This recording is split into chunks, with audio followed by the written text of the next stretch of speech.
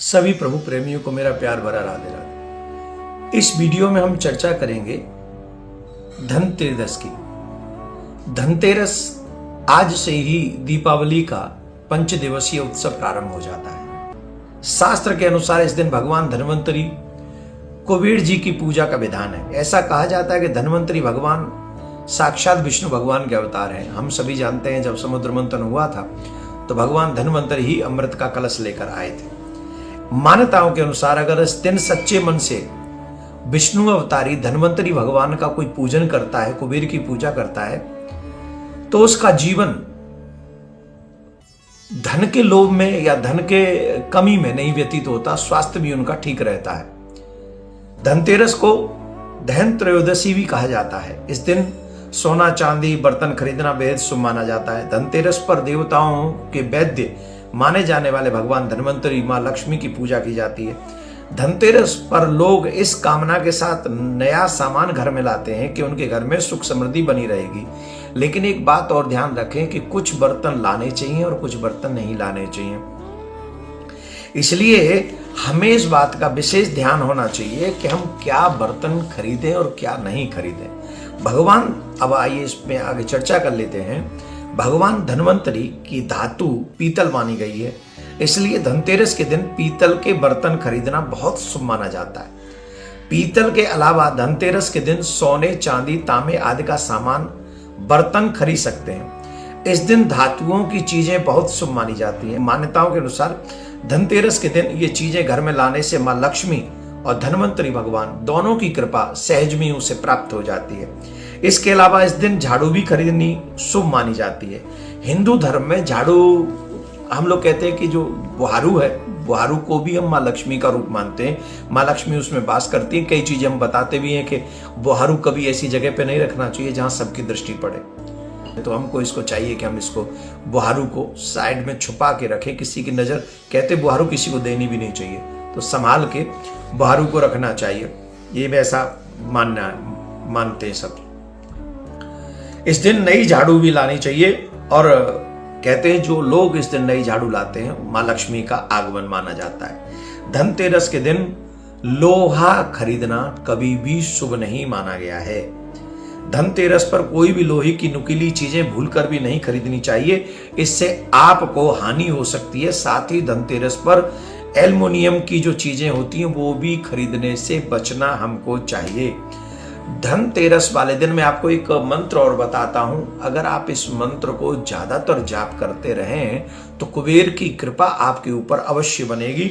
तो धनतेरस के दिन पूजा के दौरान आपको जो मंत्र बोलना चाहिए, ओम ह्रीम कुबेराय नमः। इस मंत्र का जाप करते रहें, इससे कुबेर जल्दी प्रसन्न हो जाएंगे। इसमें कोई भी संशय नहीं करना चाहिए। तो कुबेर की पूजा हमको अवश्य करनी चाहिए। आइए अब हम कुछ चीजें और बताते हैं जिससे कुबेर, जो धनतेरस का त्योहार है, आपके लिए मंगलमय होगा, शुभ होगा। मैं आपको मुहूर्त भी बताऊंगा, लेकिन इसमें मुहूर्त थोड़ी देर में। पहले कुछ चीजें आप बता लें। कार्तिक मास के कृष्ण पक्ष की त्रयोदशी के दिन यम नाम से भी विशेष रूप से दीपदान हमको अवश्य करना चाहिए। भगवान यमराज के नाम से भी हमको दीपदान अवश्य करना चाहिए। परंपरा है कि आस्था और विश्वास से जुड़े इस महापर्व पर यम की साधना धार्मिक दृष्टि से अत्यंत महत्वपूर्ण मानी जाती है। धनतेरस वाले दिन महिलाएं यम के लिए घर के दरवाजे पर आटे का चौमुहा दीपक, 4 बत्तियां उस दीपक में, आटे का दीपक अगर हम लोग बनाएं तो ज्यादा शुभ है। अगर आटे का दीपक ना भी मिले तो हम बाजार से मिट्टी का जो दीपक होता है वो ला सकते हैं, लेकिन पहला प्रयास करना चाहिए कि हम आटे का दीपक बनाएं और 4 बत्ती उसमें लगाएं। और पूजा करने के बाद दीपक जलाकर दक्षिण दिशा की ओर मुख कर मृत्युनाम दंड पाशाभ्याम कालेन श्याममया सह त्रयोदश्याम दीपदान सूर्यज्य प्रियताम मम। इस मंत्र का जाप करते हुए यम की पूजा हमें अवश्य करनी चाहिए। धनतेरस के दिन मां लक्ष्मी के चरणों को घर में लाना बहुत शुभ माना जाता है। लक्ष्मी चरण इस दिन घर में लाना मां लक्ष्मी का आह्वान माना जाता है। इस दिन घर में मां लक्ष्मी के चरणों को घर में लाना उन्हें अपने घर में निमंत्रण देने के समतुल्य माना गया है। धनतेरस पर लक्ष्मी जी के 2 चरण घर में लाने चाहिए। एक चरण मुख्य द्वार पर अंदर की तरफ आते हुए लगाने चाहिए और दूसरे चरण पूजा के स्थान में अंदर मंदिर में उसको विराजमान करना चाहिए। इससे ऐसा लगेगा जैसे माँ लक्ष्मी स्वयं चलकर आपके घर में पधार रही है। त्रयोदशी की, धनतेरस की, माँ लक्ष्मी की, कुबेर की, यम के नाम का दीपक जलाएं। इससे वैसे भी कार्तिक मास में दीपदान का तो बहुत महत्व है, पर इस धनतेरस पर यमराज के नाम का भी हमको दीपक जलाना चाहिए। इससे हमारे पितृ भी प्रसन्न होते हैं और देवता भी प्रसन्न होते हैं, यमराज भी प्रसन्न होते हैं। तो इस वीडियो को ज्यादा से ज्यादा सनातनियों तक इसलिए पहुंचा दें क्योंकि आज से दीपावली उत्सव प्रारंभ हो चुका है। राधे राधे। आज हम बात करेंगे दीपावली की। आज दीपावली के त्योहार की, धनतेरस से हम लोग किस तरीके से ऐसी पूजा करें जिससे माँ लक्ष्मी प्रसन्न हो और लक्ष्मी नारायण प्रसन्न हो।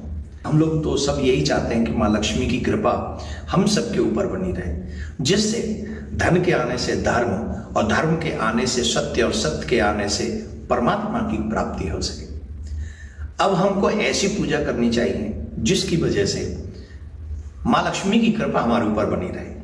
अधिक समय न गंवाते हुए मैं उस मुख्य बात पर आता हूं, जिस मुख्य बात पर आकर आप ध्यान से अगर ये वीडियो सुनेंगे और वही प्रयास करेंगे तो माँ लक्ष्मी की कृपा आपके ऊपर अवश्य होगी। माँ लक्ष्मी की ऐसी कृपा जिसकी वजह से आपके घर की अशांति तो समाप्त होगी, साथ में आपका कारोबार या आपके जो धन आने पर भी कई बार खर्च हो जाता है और हमें वो तरक्की नहीं मिल पाती है, माँ लक्ष्मी कृपा कर सकती है। क्योंकि दीपावली की रात्रि अपने आप में सिद्ध रात्रि होती है।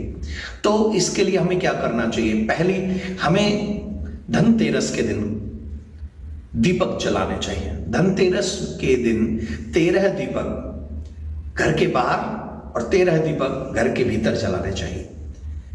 उसके बाद जब लोग सब खा पी के, क्योंकि हम लोगों को एक आज के समय में एक हमेशा भय सताता रहता है, उसका नाम है अकाल मृत्यु।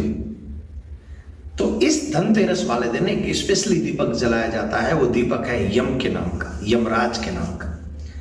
और यम के नाम का जो दीपक जलाया जाता है वो सब लोग जो घर में आ जाएं, भोजन इत्यादि कर ले, छोटे बच्चे वगैरह जब सोने के लिए चले जाएं, तब घर का कोई बुजुर्ग वो दीपक जला सकता है। और वो पुराने दीपक का इस्तेमाल होगा, सरसों के तेल का वो दीपक होगा। और वो दीपक जलेगा कहाँ? वो दीपक जलेगा जहाँ घर की नाली बाहर की तरफ बहती हो, दक्षिण दिशा की तरफ मुंह करके नाली पे, अथवा जहाँ कचरा पड़ता है वहां जाकर हमको वो दीपक जलाना चाहिए। इससे हमारे घर की अकाल मृत्यु जो है, जो भी घर के मेंबर्स हैं, उनसे उनको मुक्ति मिलती है।